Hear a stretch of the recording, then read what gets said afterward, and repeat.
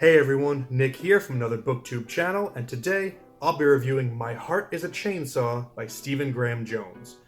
My Heart is a Chainsaw was released in 2021, 1 year after Jones's The Only Good Indians, which I have not reviewed on this channel, but I think is a terrific book, and it's one that the more I think about it and the further I get away from it, the better it gets.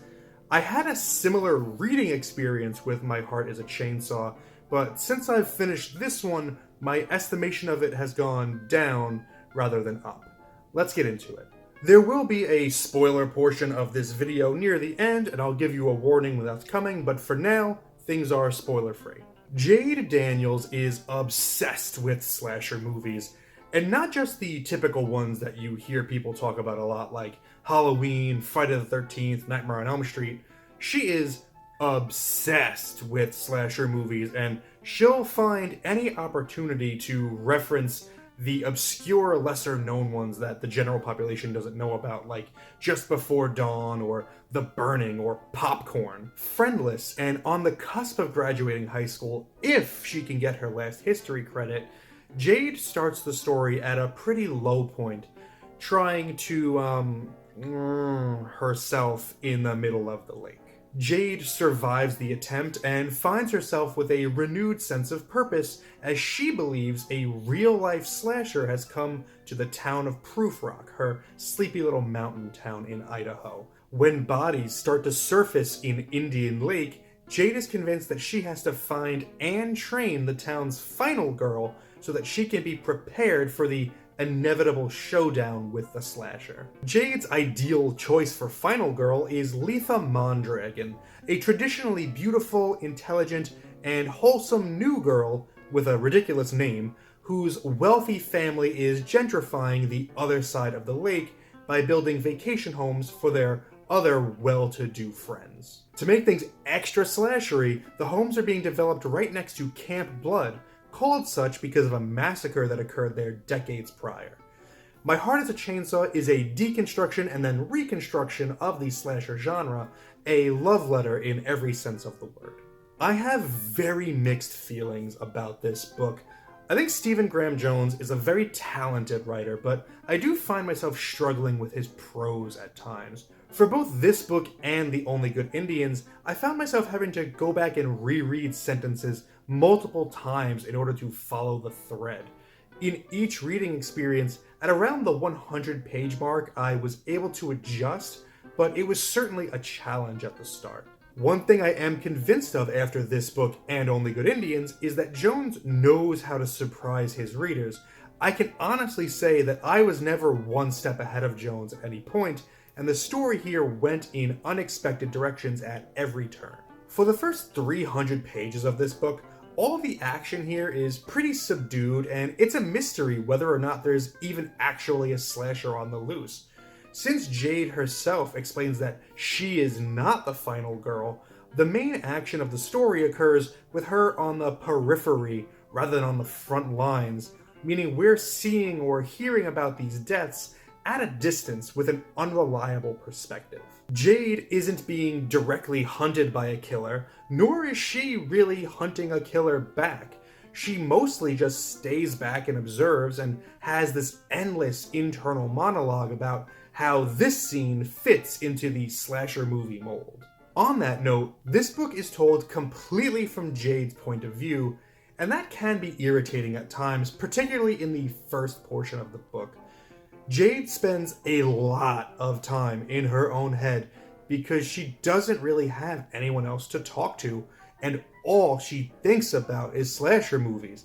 Every little thing that happens to her, she equates to some slasher, and for a while, it can feel a little bit like a cop-out, like it's easier for Jones to just say, "This is like that movie," instead of writing something with more substance.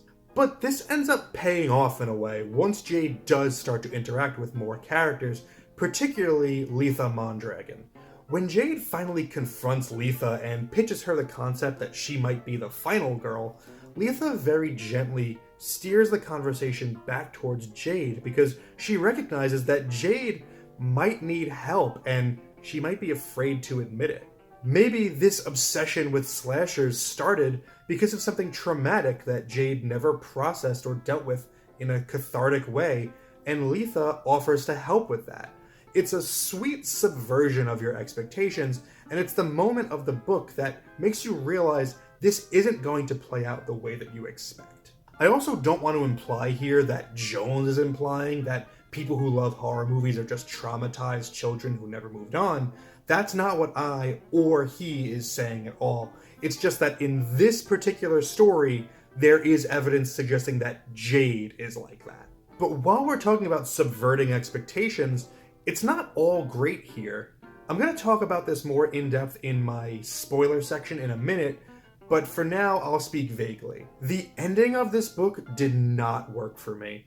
There's a difference between subverting expectations and coming out of nowhere, and that's what I really felt like happened here. This ending felt like it came out of nowhere, and there wasn't enough done to effectively set it up.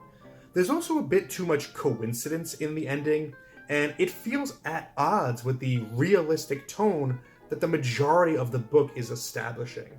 It's a fun ending for sure, but it feels like it belongs on the end of a different story. Because of these disparate tones, I don't feel like the book works as a pure, fun slasher experience, because the first 2/3 of the book doesn't really have any slashing in it. But on the other hand, the book doesn't really work as a realistic murder mystery because the ending is so outlandish.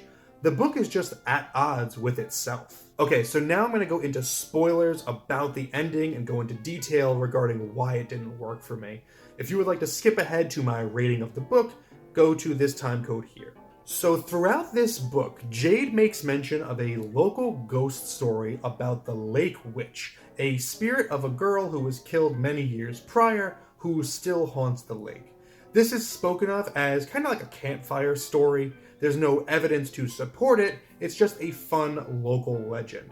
So it took me completely by surprise that when the big climactic bloodbath begins, it's revealed to be actually the ghost of the Lake Witch that is responsible. This is even more unexpected because prior to the climax, the book reveals that Letha's father, Theo, is also killing people for reasons I'm not going to get into.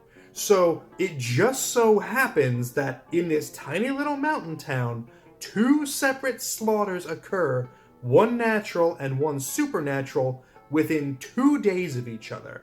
It's just a little too much of a stretch for me. Jones does so much and such a great job earlier in the book to show us that what's going on in this town is mostly just a projection of Jade's. Her attempt to create a slasher where there isn't one, just so she can live in the fantasies that she's obsessed over. I think it would have been more honest to the tone of the book if there was no killer at all, and the deaths were truly accidents, and this was just the story of a troubled girl unable to cope with a trauma.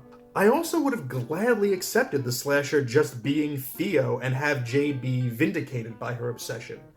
Even though I wouldn't have loved it, I also would have been fine with it only being the Lake Witch. But to have it be both Theo and the spooky ghost girl when there is absolutely no supernatural activity in the rest of the book just seems a little kitchen sinky. Jones wanted to end the book with a bloodbath, and he does. I just wonder if there was a better way to give it to us. Just real quick while I'm editing this, I understand this isn't the first time a slasher has done this. I mean, Friday the 13th built a franchise off of Jason jumping out of the water in that last scene, in that last moment.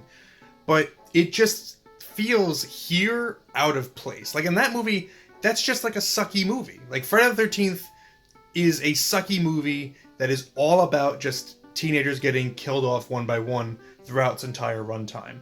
And that's not what My Heart is a Chainsaw is. It's not about that slice and dice mentality. It's not a kill every 10 pages. It's mostly just about Jade. So having that ending, again, feels out of place here. Despite not vibing with the ending, I don't think My Heart is a Chainsaw is a bad book. It just doesn't live up to its potential. The sequel, Don't Fear the Reaper, just dropped recently, and I've already got a copy, and I'm not dreading going back into Jade's world. I do like her, and I like Stephen Graham Jones's ideas. I just think they weren't organized as well as they could have been here. This is the type of book where my opinion of it may change based on my mood, honestly. But based on my mood in this moment, my arbitrary and subjective grade of My Heart is a Chainsaw is 5.5 out of 10. Do with that what you will. What did you think of My Heart is a Chainsaw? Did the ending work for you? Did it satisfy your bloodlust and that's all you needed? Let me know in the comments below. Thank you for spending some time with me today, but now it's time to get back to reading.